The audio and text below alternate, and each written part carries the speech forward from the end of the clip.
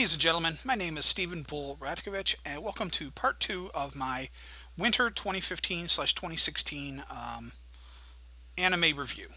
What I'm doing is going through and just kind of doing a quickie review of all the shows that I've been checking out for this current anime season. If you haven't seen part 1, there should be a link on the screen here somewhere. Watch part 1 of this first, and then come back and watch this one. We'll pick up where we left off. Alright, so anyways, to continue on from where we were, we've got Dagashi Kashi. Basically, this is kind of a very slice of life comedy show that I really have a hard time describing. It's about, it's a fairly simple premise. The main character is this kid that his father owns a little candy store in the middle of nowhere, Japanese sweets shop. He wants to be, and it's been in the family for generations apparently. He is interested in becoming a mangaka, a manga artist, making his own comics. But his dad wants him to take over the company. He has his best friend, and his name is Kokonatsu, but his two best friends all just call him Coconuts, which I find hilarious. So he's got his one friend who's just kind of a slacker, his buddy's sister who's got a crush on him, but then along comes this new girl, Hotaru. She shows up one day, and she's the girl with the kind of purplish hair in the picture here. She shows up one day, and she apparently is heir to a giant famous a candy company, and she wants to hire Coconut's dad to work for his company, but he won't go unless his son agrees to take over the candy shop. So basically, the show is largely Hotaru trying to convince Coconuts how awesome candy is, which is lamer than it sounds, or it's better than it sounds. It sounds lame. It is really weird and a little hard to follow, just because they talk about a lot of very specific Japanese candy,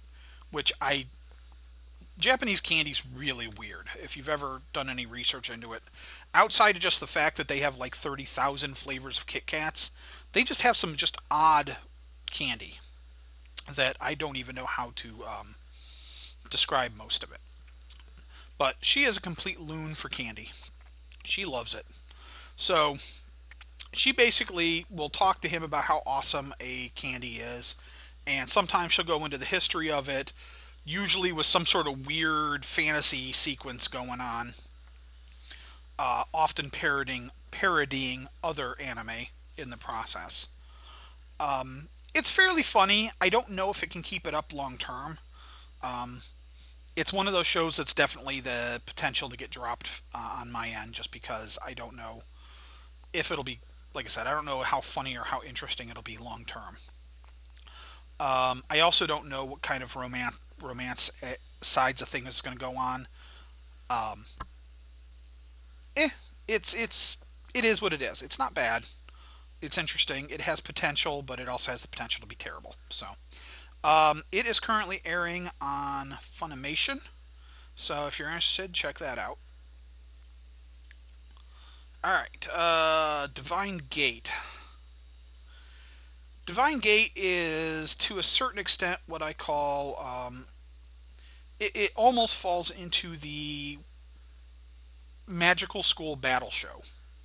And what that is every season, it's a frequent light novel thing, but every season there's usually several shows that the basic premise is there's some sort of school or organization or something that has gathered a bunch of kids that have special powers, and these guys fight things.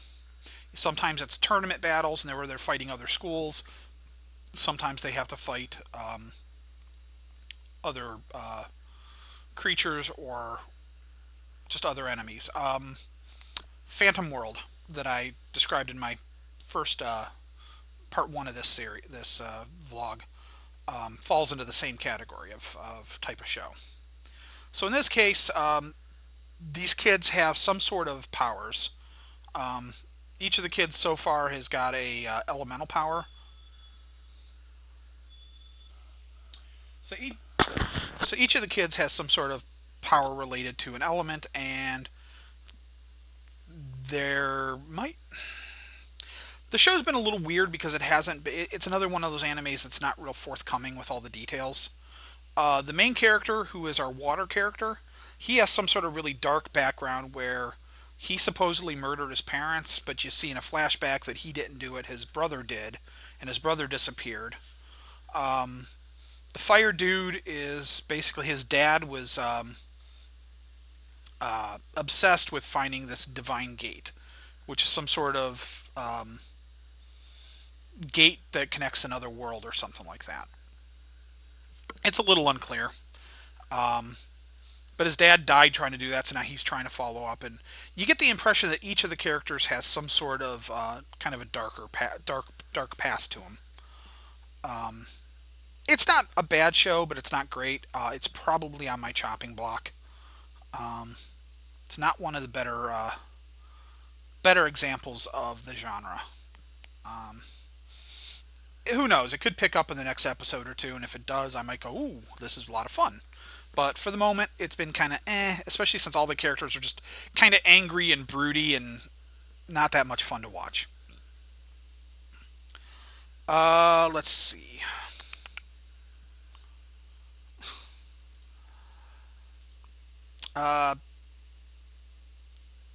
Please tell me Gokko-chan. Basically, this is another short. I think this one's 7 minutes long. Basically, it's about these three girls in high school, and this one's really weird and hard to describe just because it's kind of a slice of life where the characters are basically just talking about things, but they talk about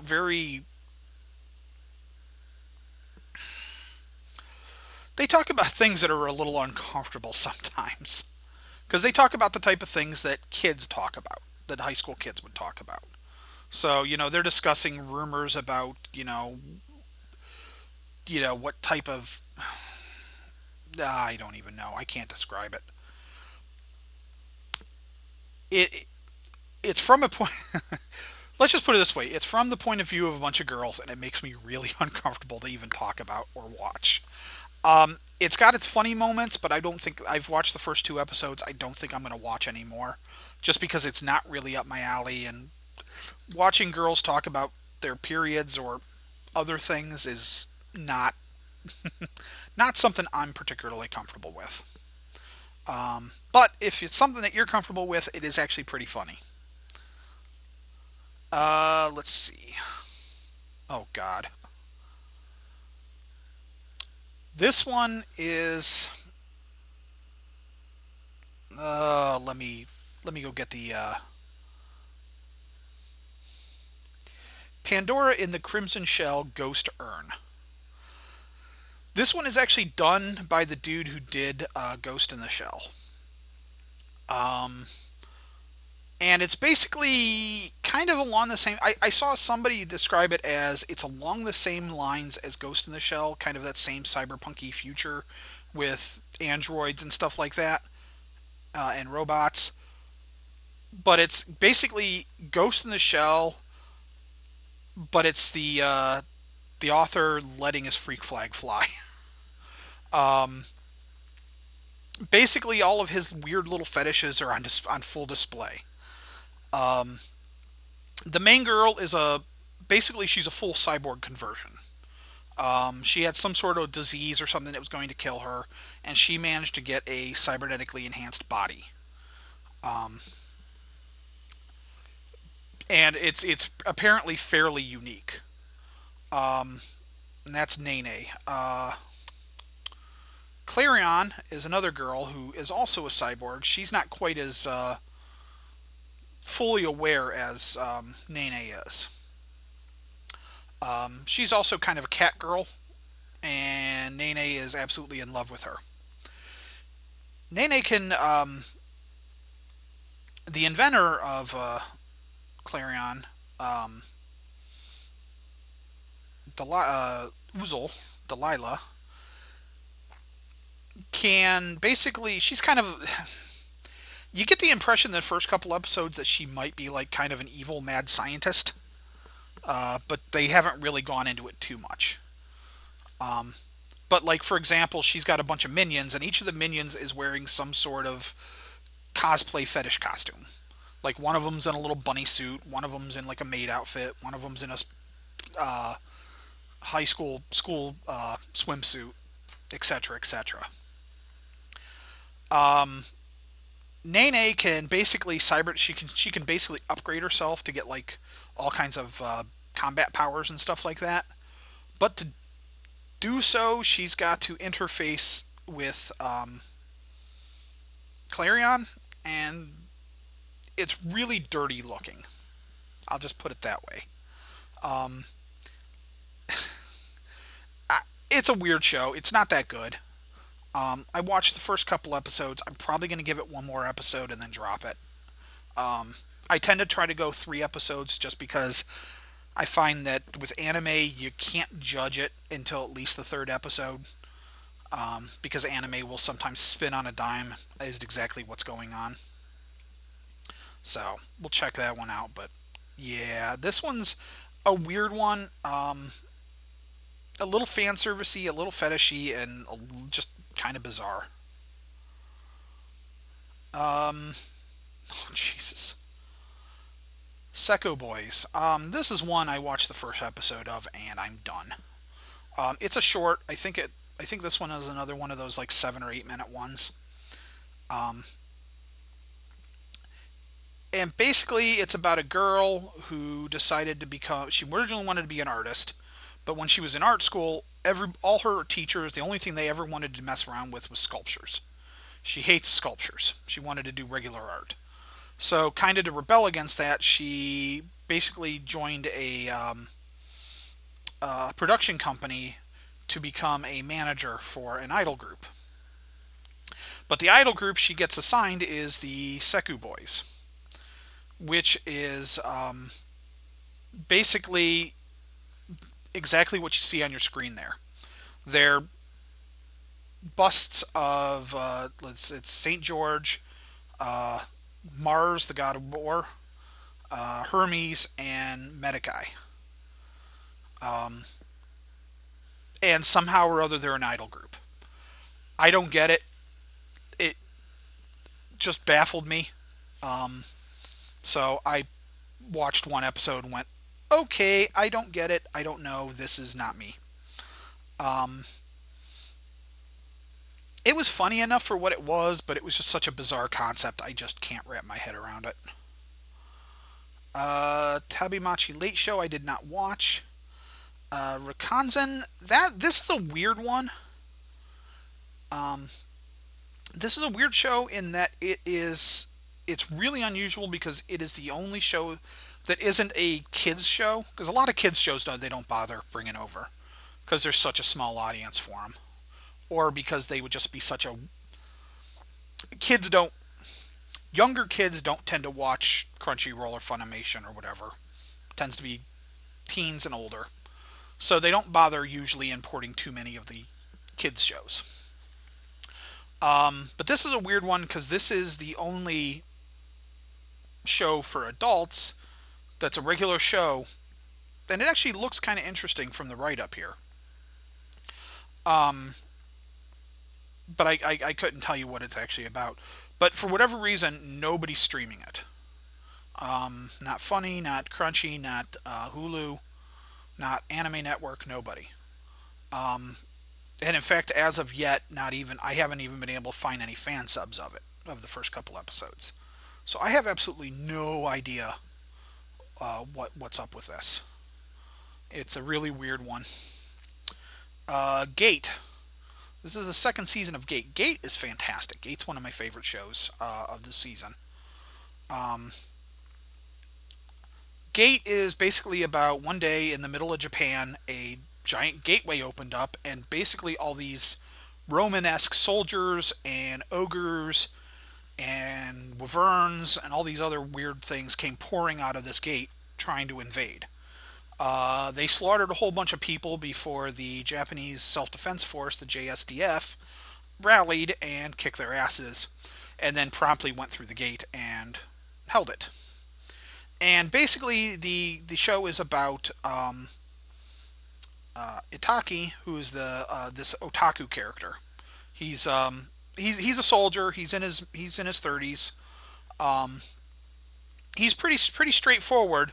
He's really into manga and stuff like that, but he's not like, your real nerdy otaku. He actually can kick ass and stuff like that too.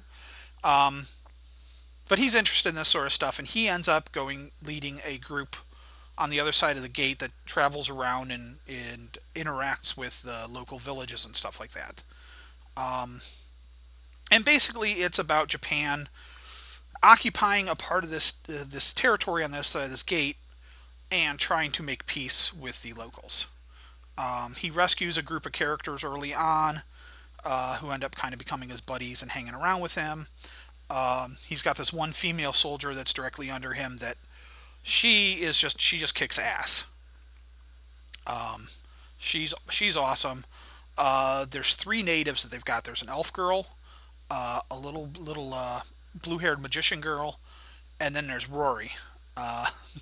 Rory Mercury, who is basically a demigoddess of death. She is amazing. She's like 800 years old or whatever, and she's got this big-ass scythe, and she will lawnmower through things. Plus, she's just really funny and really fun. The show is actually just a lot of fun. It's really interesting. Although I would avoid talking about it online. The original, it's based on a light novel. And apparently the author, and to some extent the light novel, the author has some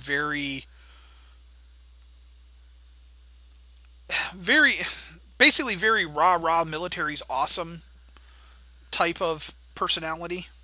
And that you can see that through some of the anime and whatever, but it's been much toned down. Apparently in the original light novels it's a lot stronger, but it's been watered down as it went through the manga and then to the anime. But unfortunately, from what I found, is you can't seem to talk about this anime online without that fact coming up and people arguing about it. And it's really stupid and it's really obnoxious because it's like, look, all I'm doing is watching the anime. So the only information I have is what the anime is giving me. And yeah, the anime is kind of, look how awesome the Japanese Self-Defense Forces is. But then again, you've got guys with machine guns and tanks and freaking fighter jets going up against the Roman military. Basically Roman soldiers. Of course the Roman soldiers are going to get their asses kicked. So this is not so much a rah-rah military as it's just kind of realistic. And so, I don't know. I found it fun. I think the characters are really interesting and very cool. I think it's an interesting look at basically modern day people going into a fantasy world. So it's a fun show. I highly recommend it. It is currently airing on Crunchyroll. Showa Genroku Rakuga Shinju. Yeah, I can't even pronounce that. This is one I haven't watched any of, so I can't really give you too much information. It takes place in like the 70s or 80s, which is weird. The main character apparently gets out of jail and he decides he wants to become a performer in this Rakugo style of storytelling / performance. I don't know anything about it. It's very Japanese. It's one of those uniquely Japanese art forms. And I really can't tell you a whole lot about it, unfortunately. Some of the folks that are watching it that I know on RPGNet, they really like it. But I can't really judge it. It is airing on Crunchyroll, though.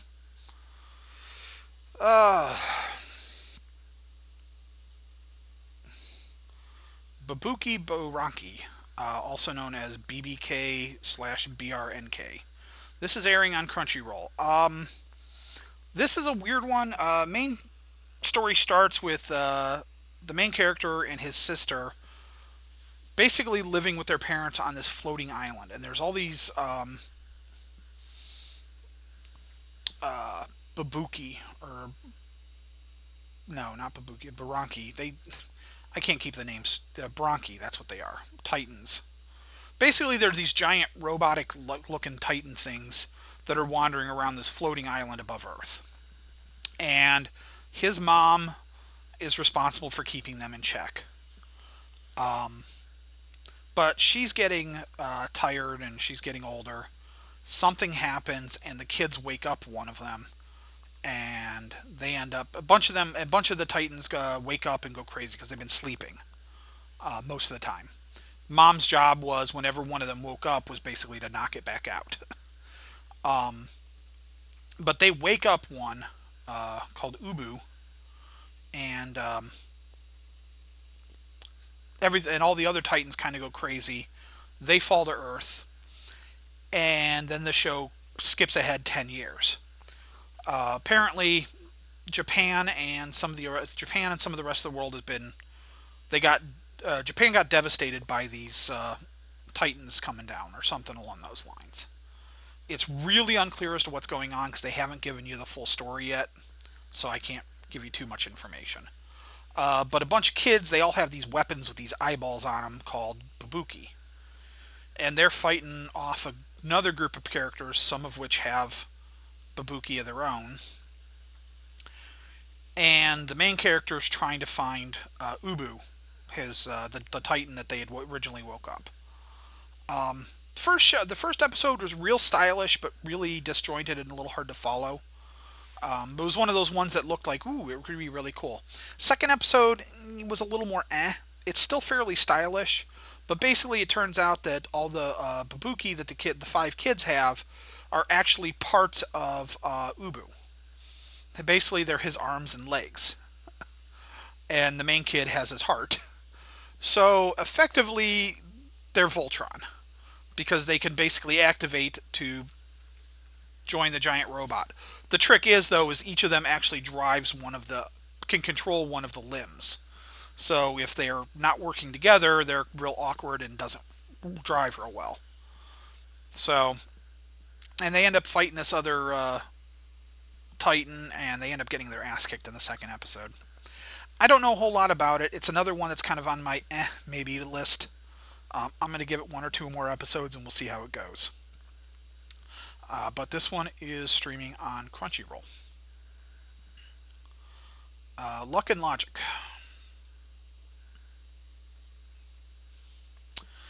Luck and Logic is a weird one, and again, it's another one that I can't entirely explain because they haven't given me quite enough information yet.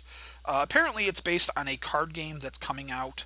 I think it's coming out this month in Japan, and apparently it's coming out here in England, or in English in America in summer or fall or something like that.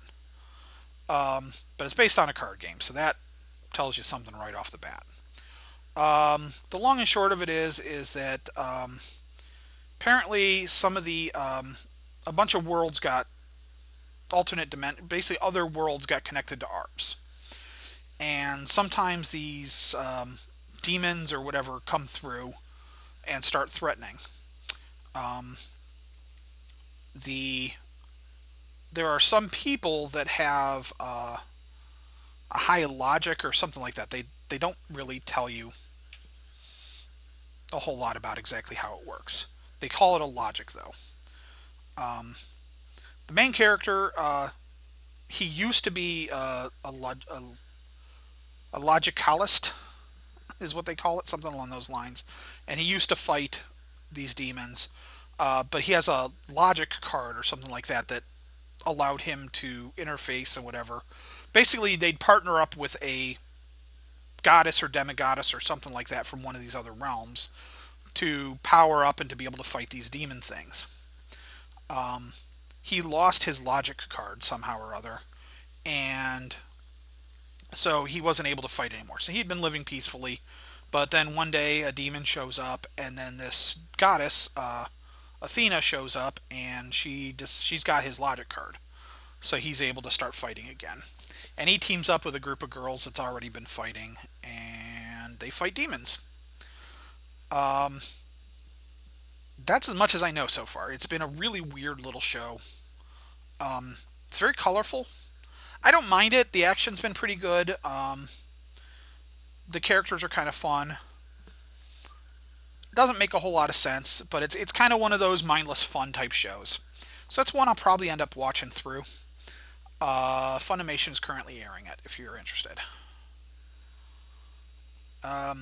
Dora times 2, Katsu.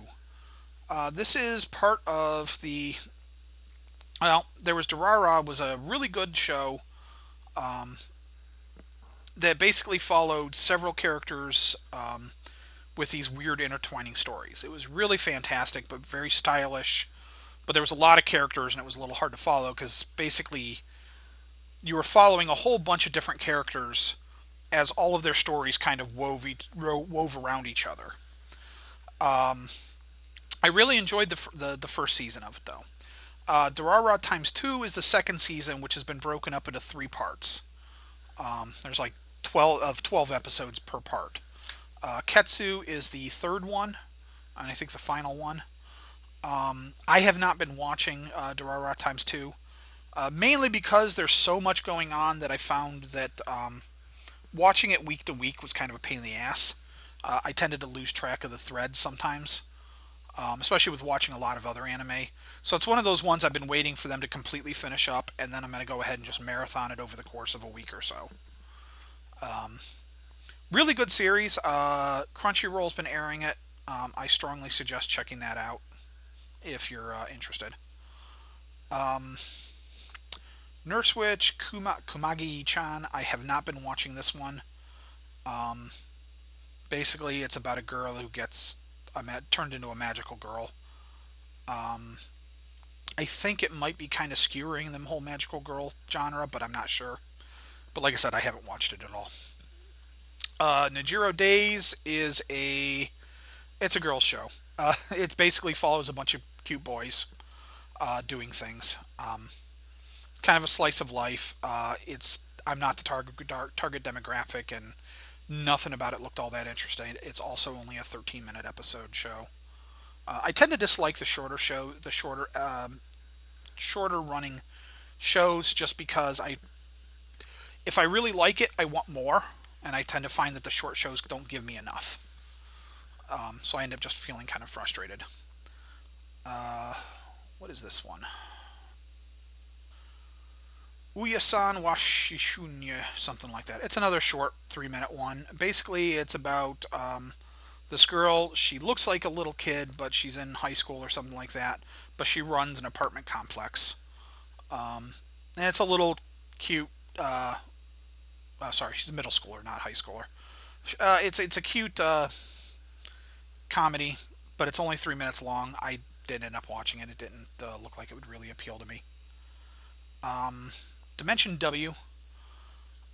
Dimension W is a weird one. I've only seen the first episode of it so far. Second episode airs today. I just haven't had a chance to watch it yet. Basically, the main character... Basically, this is a world where they've solved the energy problem by tapping into this Dimension W and drawing power from there. It's a infinite source of power, apparently, and they can create these energy coils that harnesses this power. However, these are controlled by a main corporation that invented it all, or whatever. And there's people that create illegal coils that can do other things, and they're illegal. So the main character is this guy who really dislikes technology. He dislikes the modern technology, the coils and stuff. Opening scenes of the first episode talk about how expensive gas is, but he still and how almost nobody uses gas cars anymore, but he still drives a gas guzzling car because he refuses to use one of the coil ones. And he is basically he's a repo man who hunts down these illegal coils. However, he runs into this girl who is an android. She was built by the guy who invented the the coils and or who discovered the Dimension W and the coil, and the ability to make these coils and stuff. But something happened. There was a big fallout between him and the company, and in the process, his wife and kids were killed. And so he's really bitter, but he's really old and he's kind of aging, and he's created this android girl to help him out. And at the end of the first episode, he basically detonates something or other in town and blows out all the coils in the area. And then the little robot girl, is kind of left without anything to do, so she ends up forming a partnership with Kyoma, the dude that hates coils. So it's a bizarre, it's basically kind of the whole mismatched partnership type thing in kind of a cyberpunky future. It looks like it has a lot of potential. I don't know if it'll live up to that potential. Again, there's only been one episode, so it's really hard to judge it or anything like that. And man, this is taking a lot longer than I thought it was going to. Grimgar. Grimgar Fantasy and Ash. Basically, this one is an interesting take on the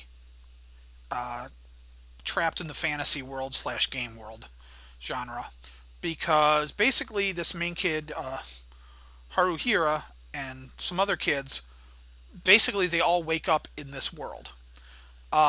Every now and then they will say something or reference something. Like one of the kids talks for a second. He says something about, I can't even find my cell phone or something like that. And then one of the other kids says, "What's a cell phone?" And the kid's like, "I don't know. I don't know why I said that." So they're from the modern world, and when they first show up, they're all dressed modern clothing, t-shirts, jeans, whatever. But none of them remember their previous lives at all.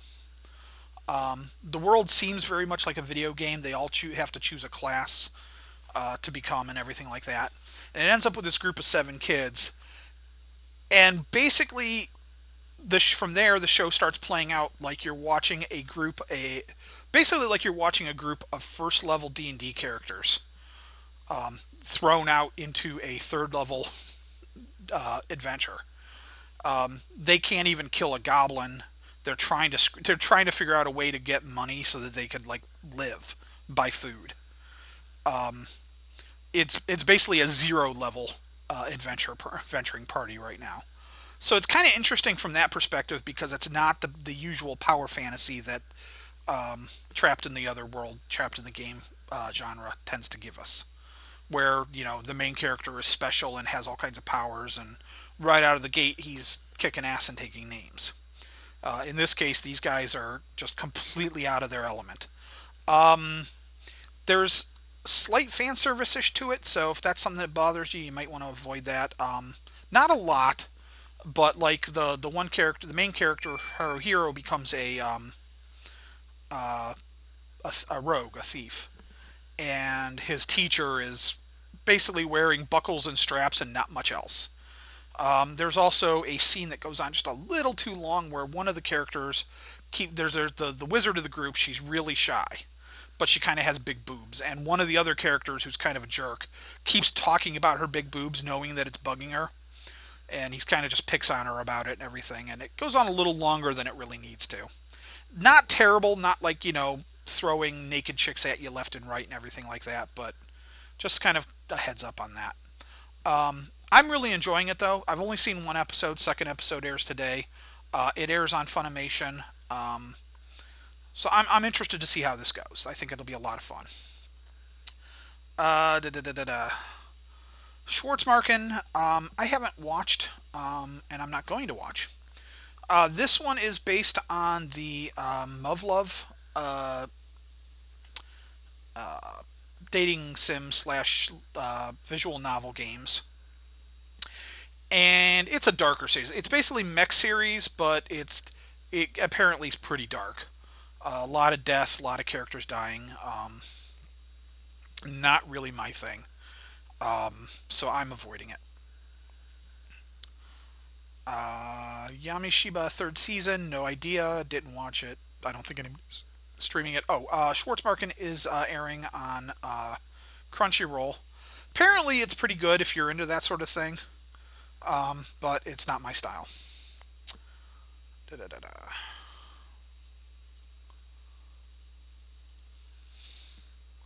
Undefeated Bahamut Chronicles. Um, this is also kind of your school battle type anime. It also fits into a couple of other cliches, which is male character basically enrolling in an all-girls school for whatever reason, and he's special for whatever reason. In this case, there's some interesting twists in that the main character, Lux, is the prince of an empire that was recently overthrown 5 years previously. Um, it was overthrown by rebellion, and the him and his sister are kind of on parole, so to speak. Um, and he accidentally falls into the bathing area and sees the new princess of the kingdom, uh, Lisa Charte, something like that. Sees her naked, because of course he does. She, of course, gets pissed, challenges it to a duel. They start fighting, but they get interrupted by a bad guy. They have to team up to fight him, and they decide that, well, neither of them are so bad, so they end up becoming friends. And he enrolls in the school. There's only been one episode so far, so I really can't judge. Although I do tend to generally like this sort of anime. I like the school battle animes in general. This one was kind of fun. Like I said, it is definitely fan servicey. So again, if that's your thing, avoid it. But it was kind of fun. We'll see how that goes. And there is at least an excuse for why he's the only male attending. And basically the explanation is that all of the Dragon Knights are Dragonites, which is a terrible name. All of the basically most of the male Dragonites had been killed in had been killed during the rebellion. Anyways, fun show. Like I said, this one is not currently airing on Funimation or Crunchyroll. It is on the Anime Network and on Hulu. So if you're interested, check that one out.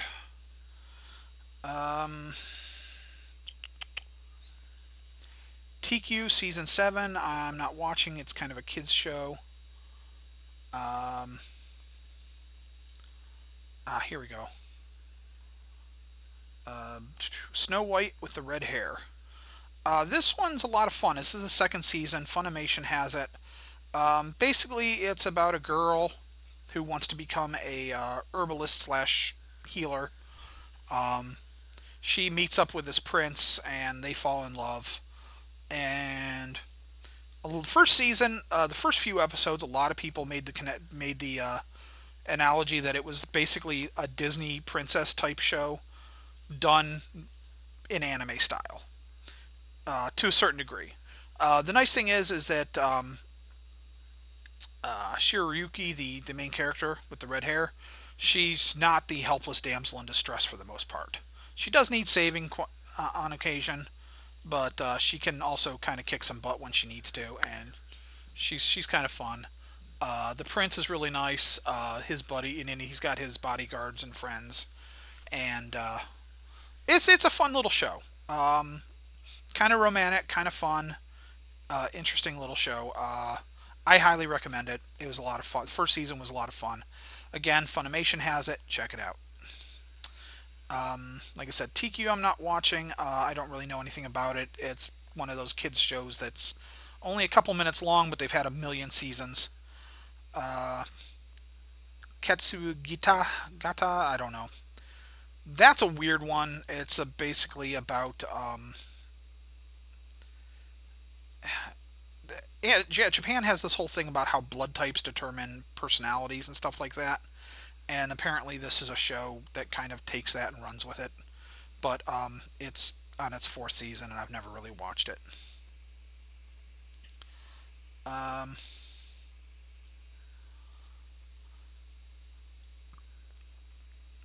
What is this one? This is another one that doesn't have an English translation. Maho Shouja Nante Mo Desukara. I don't really know anything about it. I haven't watched it. Basically, the premise apparently is that a mysterious creature tells this girl that she has the makings of becoming a magical girl. However, her magical form has her wearing a bathing suit. Um, this one's only a 4-minute show, so again, I didn't bother with it. Um, don't know anything about it.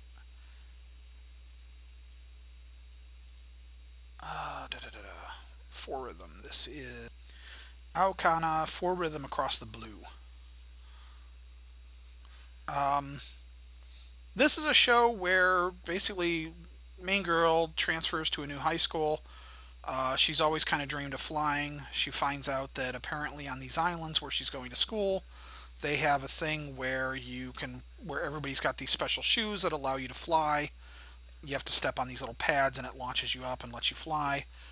And there's a popular sport called the flying circus. And in the first episode, she meets somebody from another school, and they kind of get into it, and she ends up challenging her to a flying circus competition of some sort. Um, I don't really know a whole lot about it. First episode was kind of eh. I'll give it a couple more, but I don't know if I'll keep watching it or not. Um, but I don't really have enough information to judge it too much yet, because like I said, I've only seen one episode. Crunchyroll is streaming it. And yeah, this is taking way longer than I thought. Fortunately, I've only got one more to go because the rest of these I haven't watched. And the last one is Kona God's Blessing on the Wonderful World. This is a show where the main character is basically a shut-in loser who attempts to he decides to go out to go get a new game. New game was on sale, and there was some sort of bonus if you bought it at a specific store. So he went to Akihabara to buy it, and on his way home, he sees a girl that he thinks is about to get hit by a truck. So he dives out to tackle her and prevent her from getting hit by the truck. And dies. And he wakes up and finds out that A, it wasn't a truck, it was a slow-moving tractor. B, the girl was never in any danger. And C, he died of embarrassment in the hospital because everybody kept laughing at him for making an idiot of himself. It's just ridiculous. So he wakes up he's in limbo, and there's a goddess there, Aqua, and Aqua basically says, "Hey, you've got your choice. You can either go to heaven, which is really really boring because there's nothing there, not even any video games." You can be reincarnated, but you won't remember anything, and you'll be a baby. Or, we have a special for you, there's other worlds. And because nobody wants to be reincarnated, the other worlds need people. There's a demon king, and he's threatening the world, so we're willing to basically transport you there as a hero. If you want to do that. And he's like, oh, that sounds like fun. And she says, well, and as a bonus, you can take any one thing with you of your choice. And she gives him all these options of super magic powers or a really powerful sword. And he comes up with the idea that he's going to take the goddess with him as his item. And another goddess comes down and says, done! And the two of them are transported despite her protestations. And they go to this other world, and they are completely useless and clueless. This is another one, kind of along the lines of that other show I mentioned where everybody was kind of zero level. This is another one where these guys have no clue. They have no money. He's got absolutely no... And basically they join the Adventurers Guild, and they print out your stats for you, and his stats are crap. He's got no stats. All his stats are average or a little bit below. His intelligence is slightly above average, and he's got a high luck. So he's not really... He doesn't really have the aptitude to do much of anything. The goddess, on the other hand, she's got really good stats except for her intelligence. She is dumb as a bag of hammers. And the two of them are broke and trying to figure out what they're going to do. And there's this great scene in the first episode where the two of them basically are stuck getting some sort of menial job trying to basically just buy food and find a place to live. And so they're living in this little... basically, they're living in a stable. They're renting a stable with some hay. to live in, and they're working these jobs where they're like doing bricklaying and stuff like that. And it's kind of funny because they start doing this, and then you just sort of see this little montage of them keep doing that, and their little hay bale. The first night they have no blanket, but then they have a blanket, and they're able to start getting some food, and it just sort of goes on, and you get this montage of them doing this for several weeks, and all of a sudden the guy stops and goes, "Wait a minute, aren't we supposed to be becoming adventurers? Why are we doing this?" And that was really funny.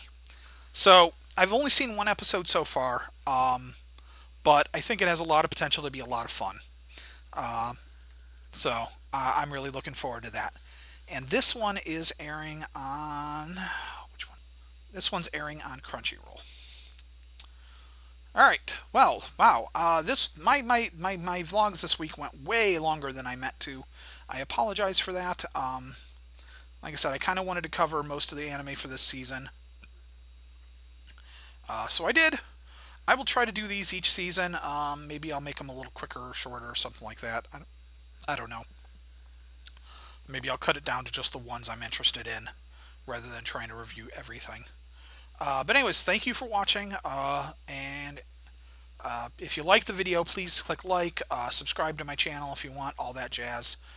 Thanks a lot, and have a good one.